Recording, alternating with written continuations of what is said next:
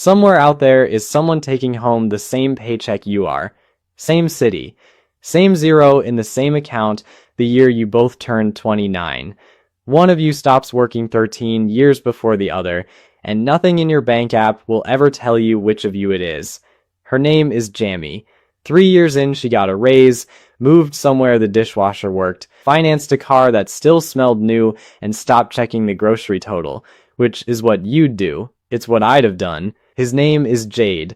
Jade never got a raise, not once in 30 years. He kept a paid-off sedan with a cracked cup holder, and he finished 13 years ahead of her. There's a third one, Grace, who did everything Jade did and still came in 8 years late. You are already one of these three. You just can't see which, because the number that decides it isn't one anyone shows you. This isn't a video about retiring early, it's about who gets to decide when you stop working.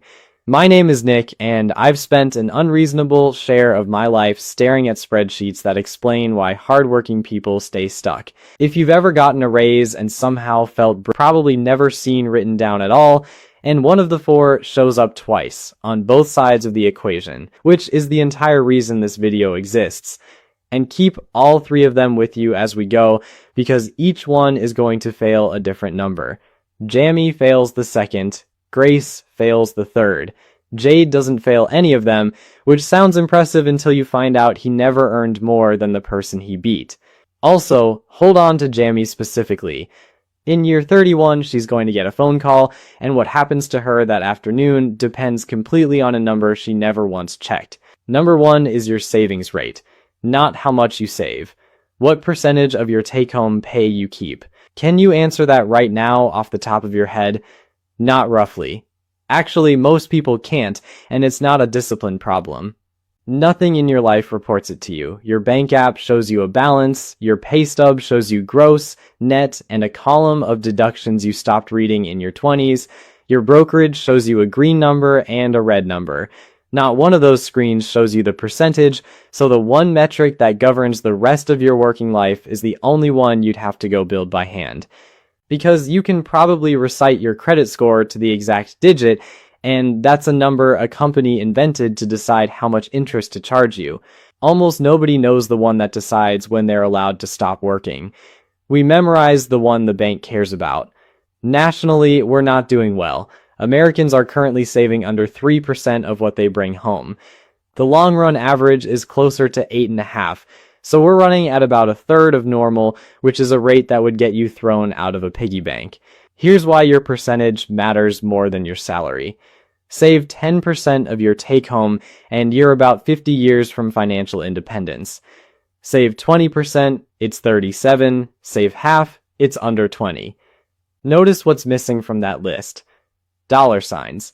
There's no income in that math anywhere. You and somebody earning 4 times what you earn, saving the same percentage, cross the line on the same day.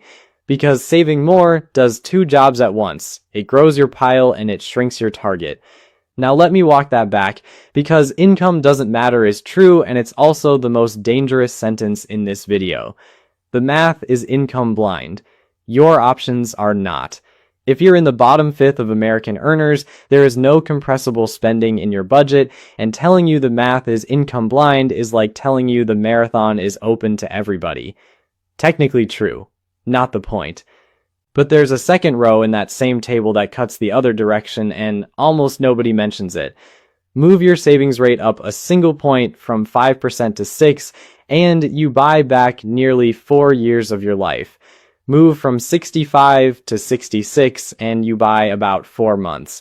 So the further behind you are, the more you get paid to move.